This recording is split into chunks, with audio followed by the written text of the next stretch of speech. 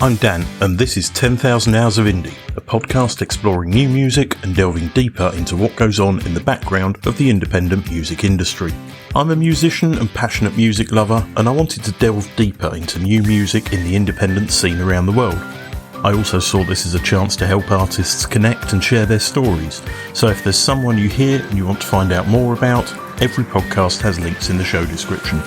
Get involved, help this community grow, follow on the 10,000 Hours of Indie socials, you can find all the links in the show description. And also feel free to email me about anything music related, 10,000indie@gmail.com. I'm open to any ideas and love listening to your promos.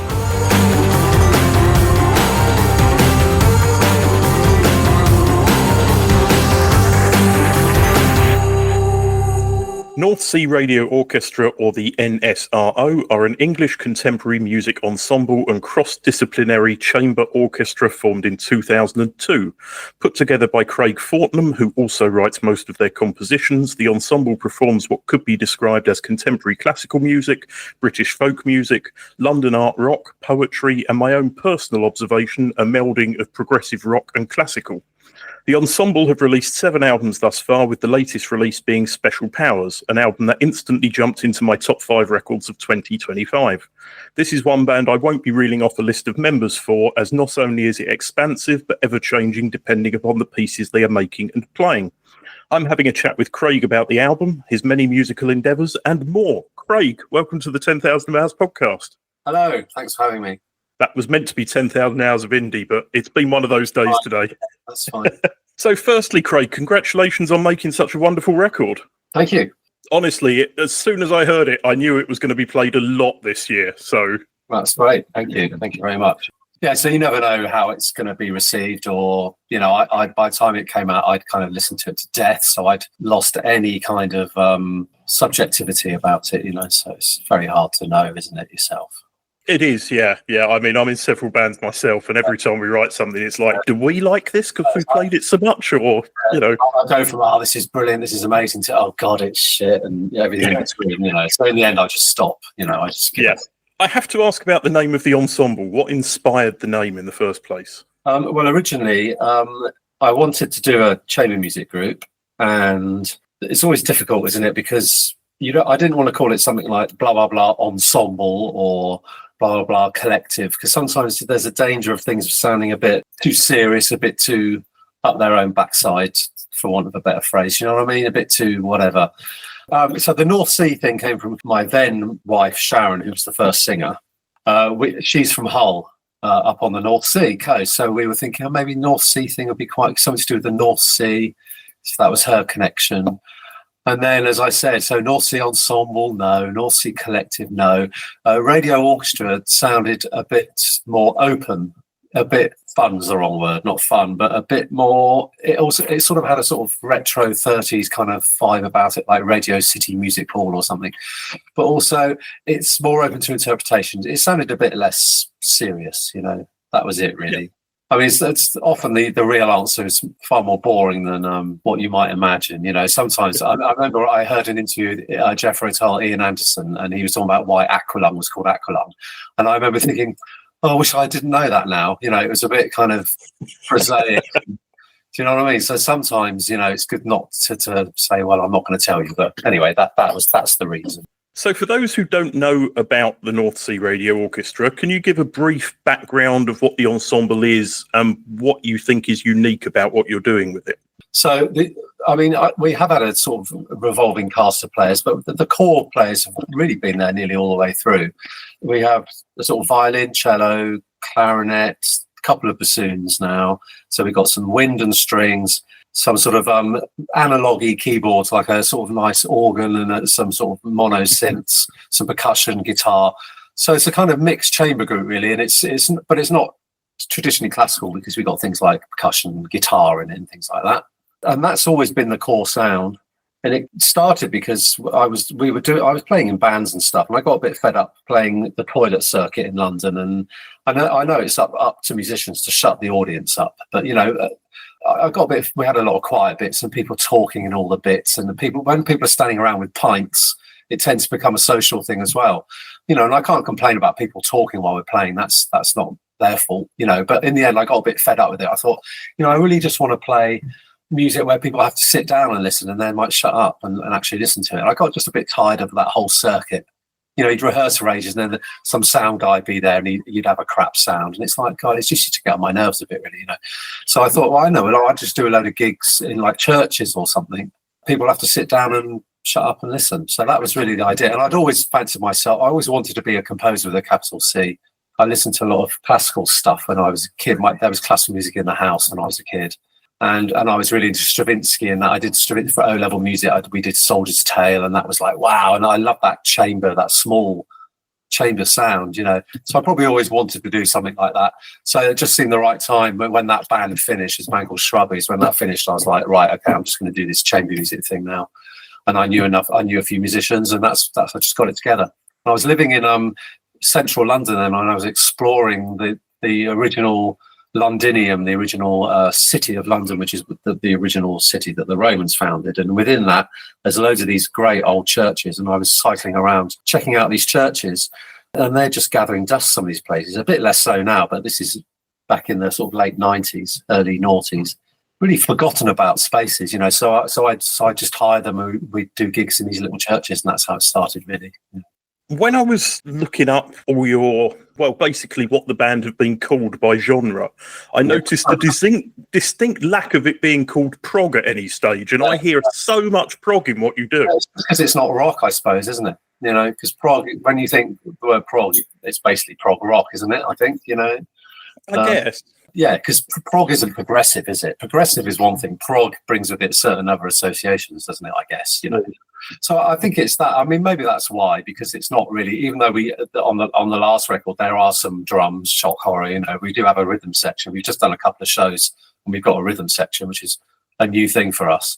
So there are, but it's not rock, is it? Let's face it. No, it's not. No, absolutely. I mean, that might be why. It might just be as simple as that. I mean, we get reviews in Prog magazine, which is great, and I'm always really grateful for that.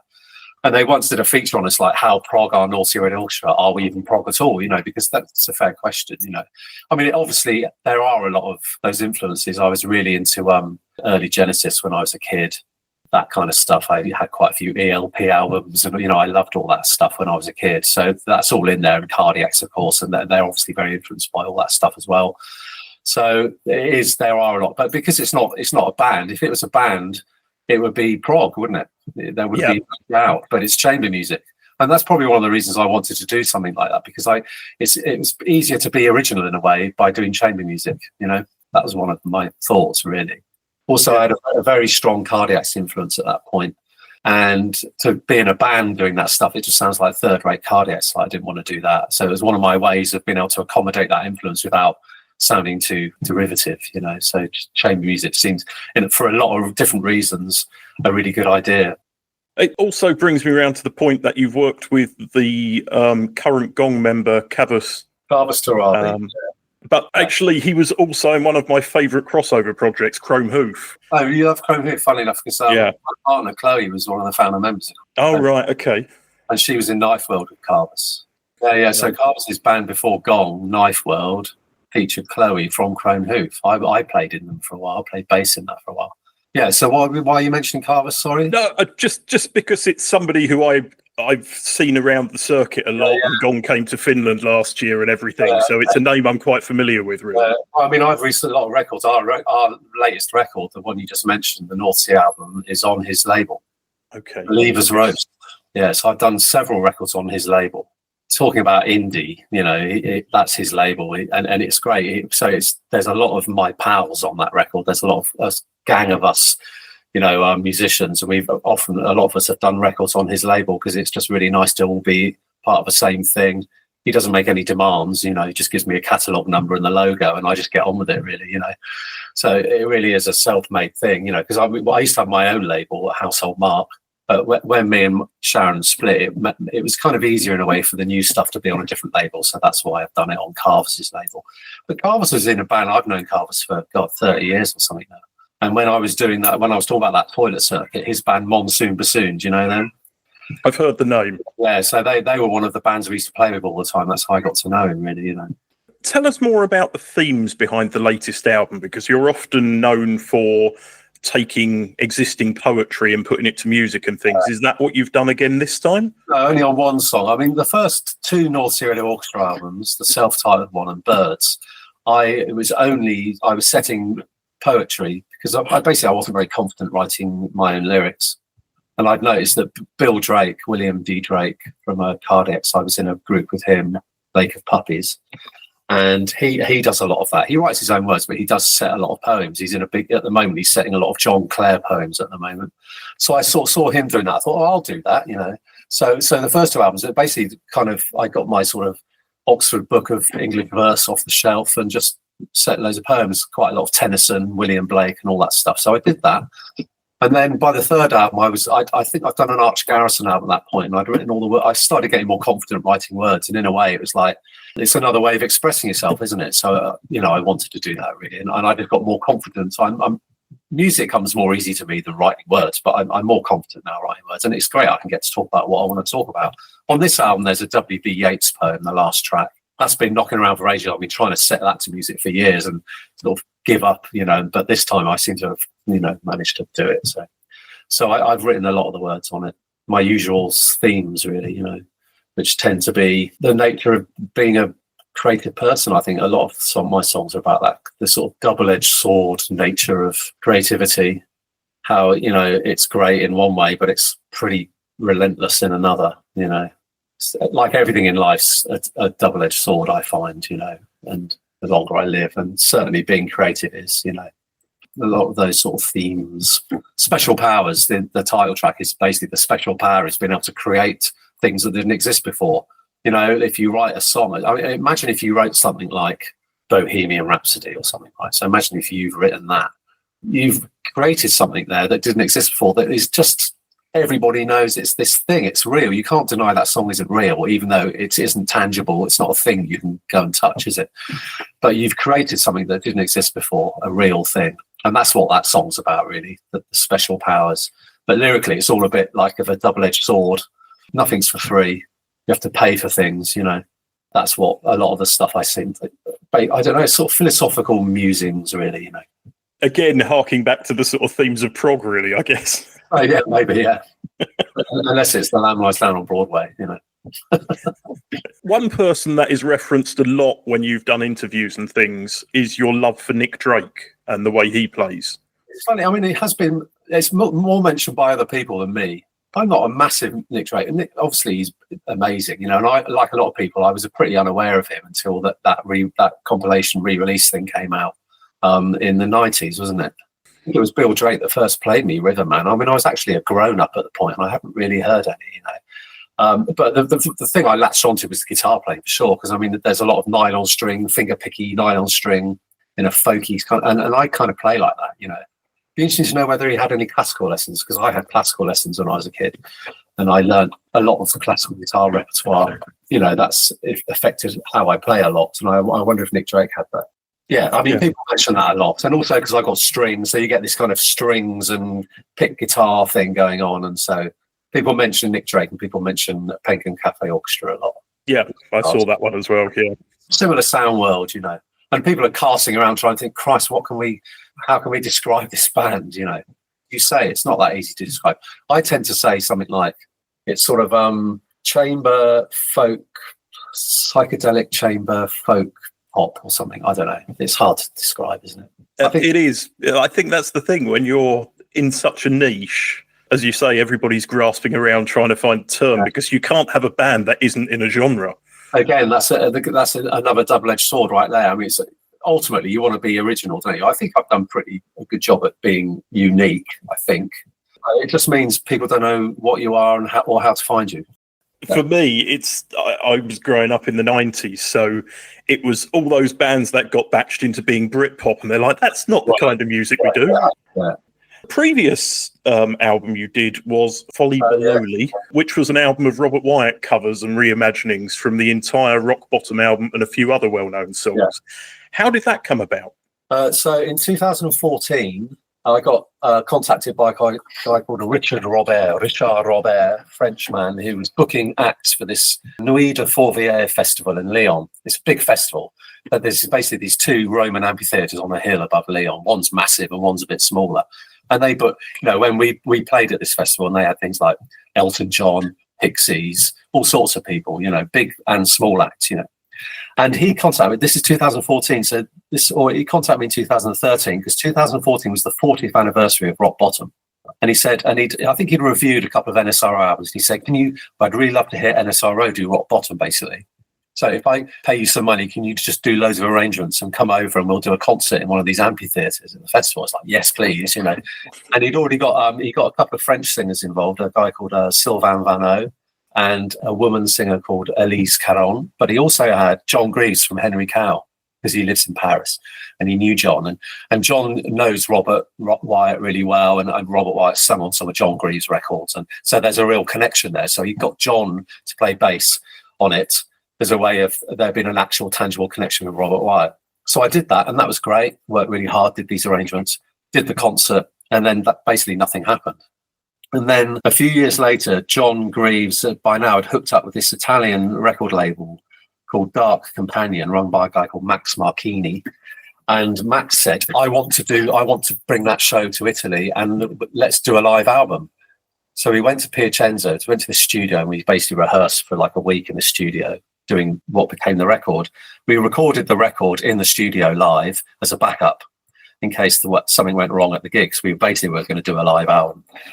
And then we did the concert. It was great. We recorded it, but it didn't sound as great. So we basically used the live recording from the studio. It's still live. I think I did one guitar overdub, but it's live, And we did that with basically North Sea Radio Orchestra with a French viola player that John works with called Laurent Valero. And we had Gong's drummer, Cheb, which was great. So that's how that came about. And we've since done several concerts. We did Rock in Opposition a few years ago. Been to Italy a few times to tour this album. It's amazing to do. I got to correspond with Robert Wyatt about things, and he did some. I was just going to ask because he heard the album. Yeah. He did some liner notes for it. Did he like it? Yeah. He loved it, which was amazing. I nearly got to go and talk to him about it, but he didn't quite happen. But we corresponded. I had a few emails with him, which was quite amazing. Yeah, so we did that. There's talk about doing another different album for Dark Companion, maybe choosing another classic record and doing the same sort of thing, which I'd love to do. There was talk of a David Allen record or something, but I don't know. Oh, that would be amazing. I'm a massive Gong fan, so yeah. Well, it's funny, Gong, because Carver's is like a really, really old friend of mine, and now he's like fronting Gong. It's quite surreal, because I grew up with Camembert Electric and all that stuff. Of course. It's quite surreal now. Have my mate, and it's funny though, because he really was handpicked by David Allen, and I think he's had a bit of grief from some diehard Gong fans, but I think the consensus is they're doing a brilliant job, I've heard from a friend of mine back home. Well, I'm from Colchester originally, and a friend of mine said he saw them, and if you closed your eyes, you couldn't tell. Right, okay. I think they're a bit more rock than they used to be, because they came out the Canterbury jazz thing, didn't they? Originally? Yeah. I think they're a bit more rock now, but certainly the saxophone player's brilliant, Ian. He really sounds like Didier. Didier came to we did the Robert Wyatt gig in for Radio France live on the radio. And afterwards, bloody Bloom Dido de Bad de Grasse was there, and he sort of came up to me and congratulated me on the gig. I couldn't believe it. Yeah, it was amazing. I hate to bring up age and years and things, but you're edging close to this project's 25th year anniversary. Yeah. Am I the first to mention it, or is it something that's already sort of in your head and you're thinking to it? And the thing is, we had quite a hiatus. When me and Sharon split, doing any North Sea stuff was not going to happen because it was our band, and we really both wanted the dust to settle on it. That's why there was quite a large gap between albums. And I just did loads of solo stuff. And so in a way, it hasn't really been in my mind for a long time. But now we're back we're booking some gigs for later in the year, and we're back in the saddle, so to speak. Yeah, I mean, it has occurred to me that it's quite scary, really, isn't it? It is how fast time goes, isn't it? So, yeah, maybe we'll do something. Maybe I'll have another album out for the 25th anniversary or something. It's not that far away, is it? Yeah. So alongside the band that I'm interviewing you for, North Sea Radio Orchestra, you also release solo guitar music and have a duo project with James Larcombe named Arch Garrison. Yeah. Is the reason for so many projects to give you outlets to release various kinds of music so that it's focused on the audience that knows it? Or is it just, I don't know, is there another reason? Well, Arch Garrison came about because just doing North Sea Radio Orchestra, because when we first started, I basically just did that full on for about 10 years. That's what people do, and it was really, I'm not moaning or saying, oh, it's so tiring, oh dear, poor old me. But it's hard work, especially with a big band. At one point, we had 23 people in the band at one point. So we had a chorus and everything. Just ridiculous, you know. So Arch Garrison's a way of doing stuff that was easy, practically. And I wanted to do something else. After about 10 years of doing North Sea, I thought, I'm just going to do something different. You know, I mean, you have to do something different, don't you? Just to change it up, keep yourself, fresh or whatever. So that was that. And we have Arch Garrison. We do the odd gig. I haven't done an album with Arch Garrison since lockdown. Yeah, so I mean, that was a practical thing about just wanting to perform and do some recording that was easy. And then all the other stuff, as I said, when Sharon and I split and I put North Sea on the back burner, then I did some solo records. That was the reason I did all those solo records, like Arc and Luna One and things like that. And some of it was practical in lockdown, because I've done quite a bit of teaching over the years, like a bit of guitar teaching and stuff like that for bread and butter, you know. And lockdown, I lost a lot of work and I needed to earn some money. And that made me quite proactive in trying to earn some money as a composer, you know, shock horror. And I'm doing it. It's been really good for me, actually. It's made me more proactive about trying to get work and stuff and do that. And so things like, I did an album of guitar pieces. That was just the way I thought I'll offer guitar pieces as commissions to my Bandcamp followers. So I basically said for, I think it was £25, you can commission me for a bespoke guitar piece just for you. And you get the score in the post, you get a recording of me playing it, you know. Some people are saying, oh, that's too cheap. I'd rather get lots of commissions than like 5 that are £100 each or something, you know. So anyway, that was really good fun. And I got quite a few commissions. And, you know, it sounds a bit business-like, but I mean, it actually helped me pay the rent for a while, which is important. That was good for me because it made me think I'm actually being a composer now. I'm not being a guitar teacher and a composer. I'm actually being a composer. God, I mean, that's the dream, isn't it? Yeah, sometimes you hear people, it's like sort of young people who are in bands and they're moaning because they've been hard at it for 3 years and all they want is to earn a living. It's like, what do you mean that's all you want? That's the holy grail. People spend their whole lives trying to earn a living doing it and never get anywhere near it. You know, and that's what I'm trying to do that. You know, I still have to do some teaching and stuff to help, you know, with the bread and butter, but I'm much closer to that than I was. And so, and stuff like doing those guitar pieces albums. Then I did a sort of bespoke string trio album, you know, where people commissioned string trios off me, and I did that. And all these things I've been doing is also I want to be working, I want to be writing music, but I want to be doing that, and I don't want to be going out teaching the guitar. It's a practical thing as well as an artistic thing, you know. And I don't think there's anything wrong with that or anything. No, I mean, you're still writing music, you're still working in music. Music comes in so many forms that you've just got to go with what works at the time. And COVID forced us all to take a different track. It's like now, at the moment, I'm writing a string quartet. So I've got this American guy, Rob, who's like a fan. And occasionally, he's like a patron, really. Occasionally out of the blue, he'd send me £500 or something. It'd be amazing, you know. And I said, do you want to, you know, help me? I want to write a string quartet. So he's commissioned me, you know. So it's great. I actually spoke to a string quartet, but it wasn't a string quartet. It's a quartet, but it's got some quite random instruments. Hub New Music is one of my previous episodes, so take a listen to that when we're finished. They're very, very interested in what they do and who they commission and how they work. It's fascinating. Yeah. And it's funny because the whole people say, oh, why don't you try and get some money from the Arts Council? It's like, you know, me and forms, not good, you know, filling out forms, all that stuff. And also, to be honest, it's like I haven't got a gun to my head saying be a musician. I've chosen this. I feel slightly ambivalent about getting public money to do it. I'd rather just try and find some people who've got some money and they can give me some money, you know. Yeah, no, I agree with that. But yeah, no, and also because I come from bands, I don't come from the classical music world where everything's public funded. And you hear classical musicians say, it depends on funding and all this stuff. It's like I've always just been the sort of just get on and do it kind of. So I come from rock and roll, from bands, you know, and you don't hear bands going, I need some funding, do you? They just get on with it. You know? No, exactly, and you try lots of different things, and sometimes it sticks, and sometimes it doesn't. It's, you know, Frank Zappa said, if you want to be a composer, get a part-time job and compose music. He's right. So what's upcoming? Have you got some live shows or maybe a tour to accompany this album? I mean, touring's hard because it's a big band, and touring's hard anyway. For us to travel around the country with a big band is really difficult. We did a show in Sheffield, which was great. Everybody got paid and paid for itself and everything. But that was the first time we played up north in years. So, I mean, I can't imagine we'd be able to book a proper tour with North Sea, you know. I'm going to do a tour, like a solo tour thing, early next year with a couple of pals. That might be Arch Garrison, you know, just do a few shows. But that's much easier to do, you know. Yeah. But we're booking some North Sea Radio Orchestra gigs for the end of the year, early New Year, definitely. because we just did a big show in London, which was amazing. You know, first time I played in London in years, and it was really good. And the audience were great, and it was sounding really good. They're such great players, you know, the musicians. We do sound good, if I do say so myself. You know? And so I really want to do some more of those. You know, finish this string quartet, and then I'll probably start recording a new North Sea album straight away. Really, once I finish this string quartet, you know, just carrying on. Really, I do a bit of work in prisons, sort of project work in prisons, doing songwriting workshops and stuff, mental health stuff like that. So I'll probably do some of that. That's the sort of bread and butter stuff, you know.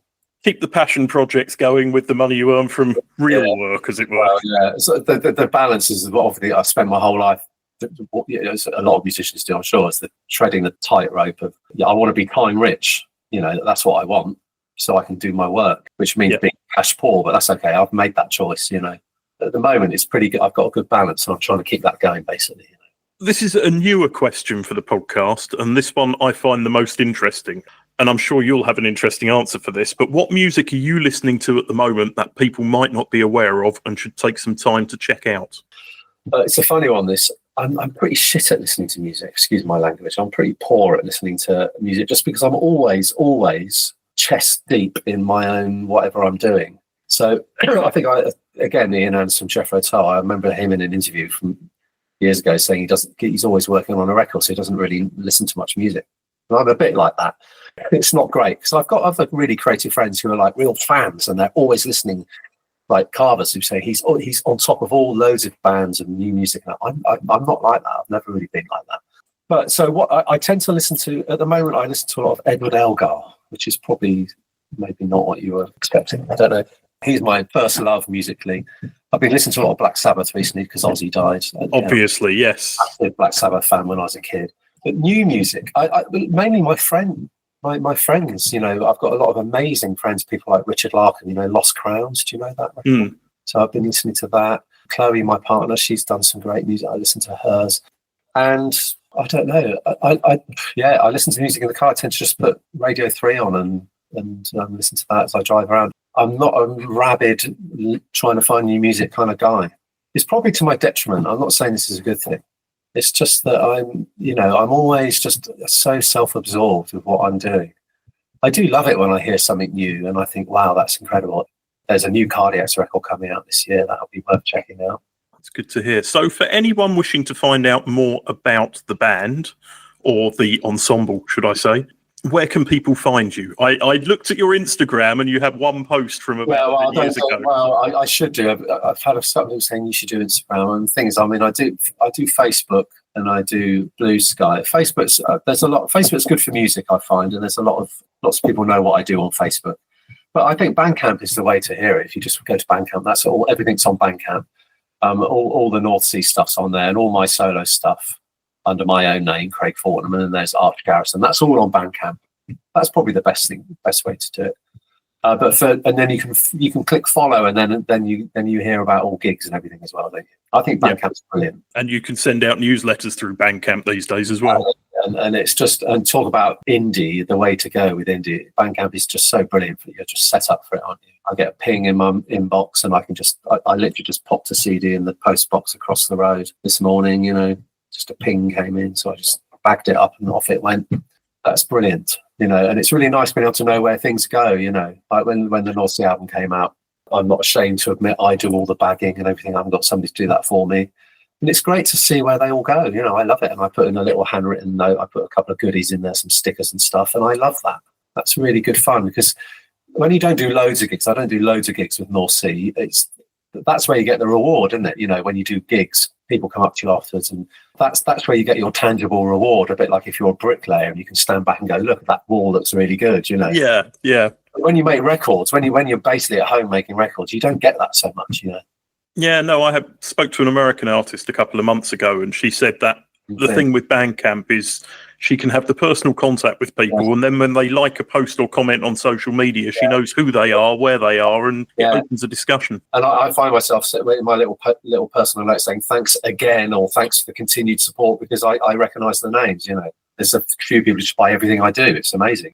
I make a bit of a special effort to thank them, you know, because it's obviously massively appreciated. I think modern life completely undervalues music, and it's sad, but it also has made it much more accessible for people who might not listen otherwise. So it's a double-edged sword, isn't it? Again, everything is, isn't it? It's a bit like streaming, you know.